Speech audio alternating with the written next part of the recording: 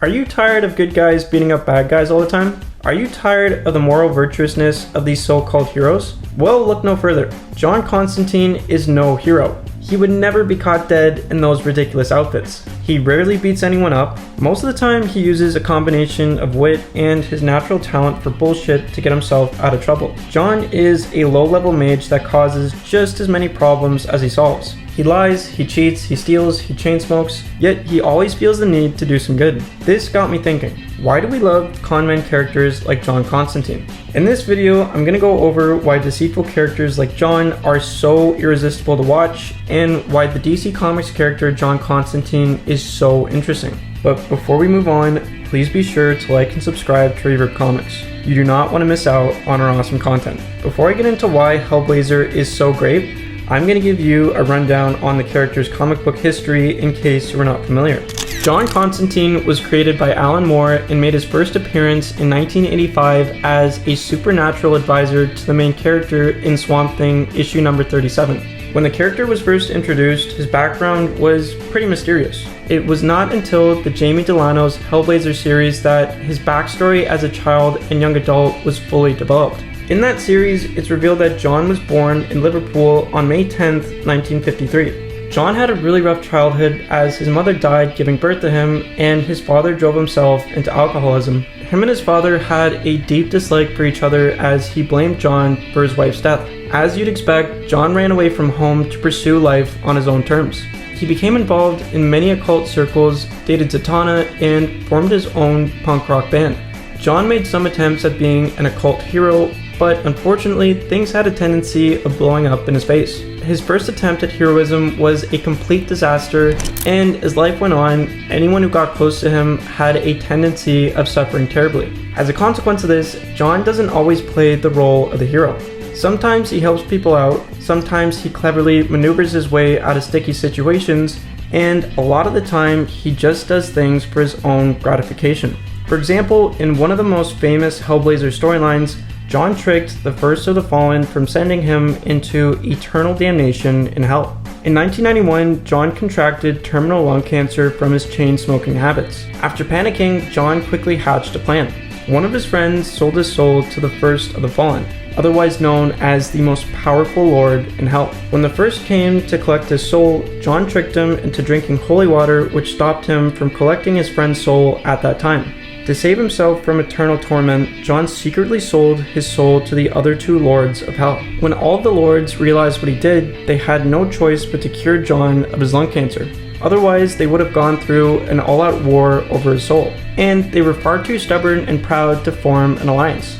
Hence, after realizing that John wasn't worth the trouble, they just kept him out of hell. That's pretty amazing if you ask me. Conning the lords of hell into curing your lung cancer and keeping you out of eternal torment takes a special type of cleverness and charisma. After consistently conning big and supernatural forces, John gains a reputation as being one of the most powerful sorcerers in the world, despite rarely ever using any magic. To sum up John Constantine, he's a compassionate humanist who somehow manages to overcome the influence of supernatural forces. And despite his occasional hero moments, he's mostly characterized as a cynic who pursues a life of sorcery and danger for his own excitement and adrenaline highs. Now that we know who John is, let's dive into why we love this character so much. Number 1.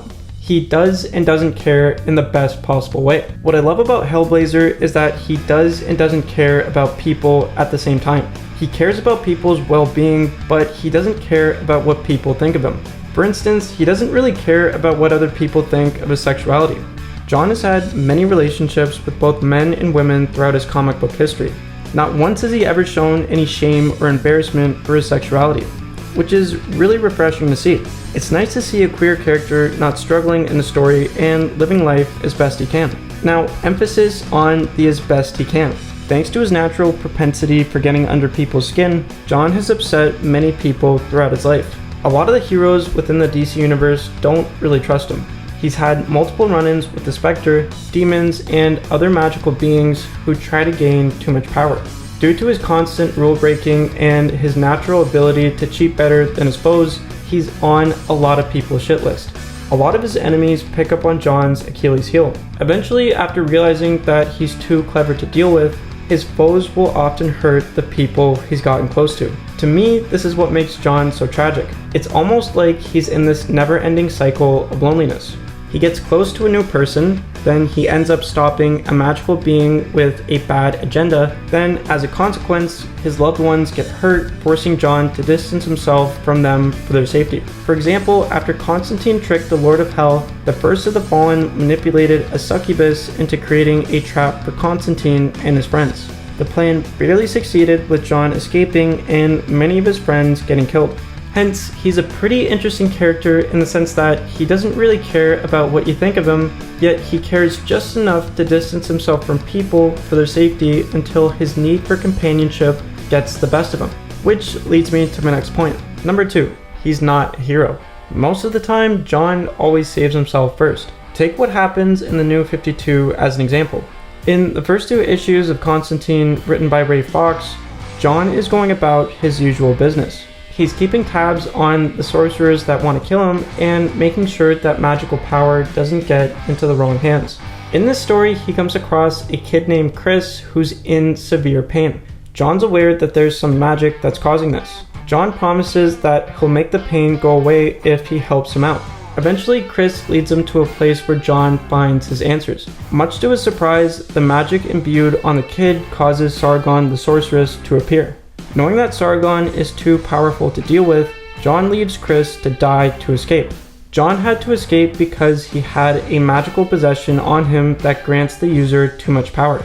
Hence, the last thing he wanted was for the sorceress to get her hands on the magical possession. What makes John Constantine so interesting to me is that a lot of the time he's put into a situation where he has to sacrifice his moral integrity for the greater good. In John's mind, he had to let Chris die in order to stop an evil sorceress from getting too much power. There's no doubt that he probably felt really crappy for letting a kid die like that. In my opinion, he tells himself that people are faulty at best to live with the decisions that he's made.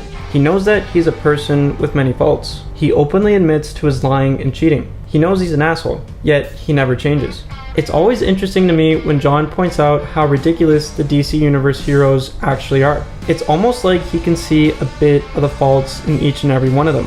He knows that no one is truly good, yet no one is truly evil. What makes him so interesting is that he embraces the fact that we're all imperfect to the fullest.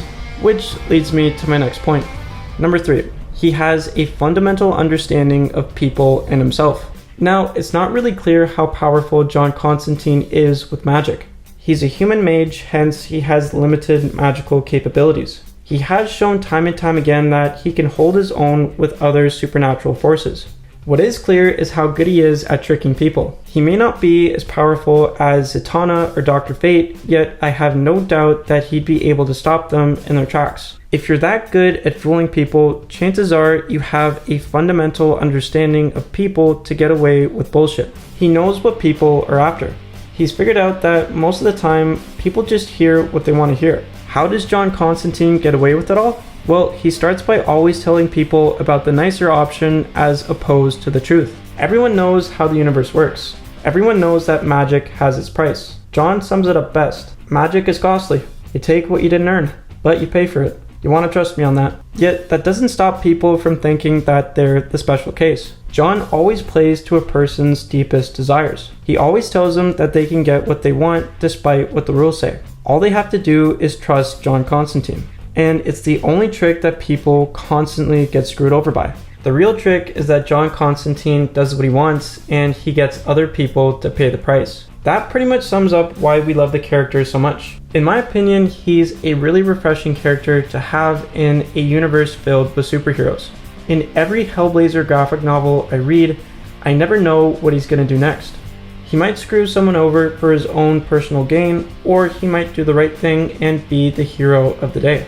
You just never know with John Constantine. In terms of reading recommendations, I suggest starting out with Jamie Delano's Hellblazer series. It's very John Constantine focused and does an excellent job of fleshing out the character.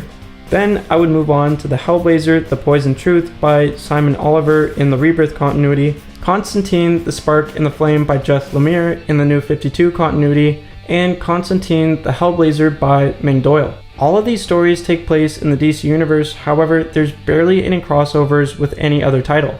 Hence, they don't really play into the larger DC Universe events, so they're good places to start as they take place in their own self-contained bubble. Hellblazer Rise and Fall by Tom Taylor does a great job of going over the character's origin as well as giving us a new and fun Constantine adventure. John Constantine also makes appearances as a supporting character in the Sandman series by Neil Gaiman, Batman Damned by Brian Azzarello, and the Deceased series by Tom Taylor. He's also a prominent character in the Justice League Dark series. This team is a supernatural version of the Justice League that consists of characters like John Constantine, Zatanna, Deadman, Etrigan the Demon, and Swamp Thing. Apparently, there's been rumors floating around that Guillermo del Toro has expressed a lot of interest in adapting a Justice League Dark story for the big screen.